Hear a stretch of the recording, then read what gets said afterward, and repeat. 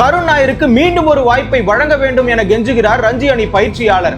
கருண் நாயர் நடந்திருக்கக்கூடிய போட்டிகள்ல 0, 20, 40, 26, 31, 14 என 6 இன்னிங்ஸ்ல மொத்தமா 131 ரன்னை மட்டும் தான் அடிச்சிருக்கிறாரு.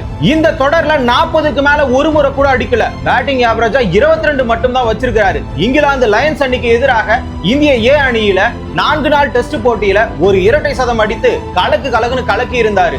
அதுவும் இல்லாம 2024 to 25 ரஞ்சி டிராபியில 863 ரன்களை குவித்திருந்தார். அதற்கு முன்பாக விஜய் ஹசாரே டிராபியில 779 ரன் அடிச்சு அதுல 5 சதம் அடிச்சிருந்தாரு. இப்படி சாதனை படிச்சிருந்ததுனால எல்லா ரசிகர்களுக்குமே அவர் மேல எதிர்பார்ப்பு இருந்தது. ஆனால் இந்த எதிர்பார்ப்பெல்லாம் மண்ணாய் போனது இந்த தொடர்ல. விதர்பா அணியினுடைய பயிற்சியாளர் உஸ்மான் கனி அவர்கள் என்ன சொல்லியிருந்தார்னா, கருண் நாயர் அவர்கள் மனதளவுல வலிமையானவர். நீண்ட இடைவெளிக்கு பிறகு இந்த டெஸ்ட் போட்டிகளை மீண்டும் திரும்புவது ரொம்ப கடினம். அப்படி இருக்கும்போது அவர்கிட்ட திறமையும் உற்சாகமும் நிறைந்திருக்கிறது.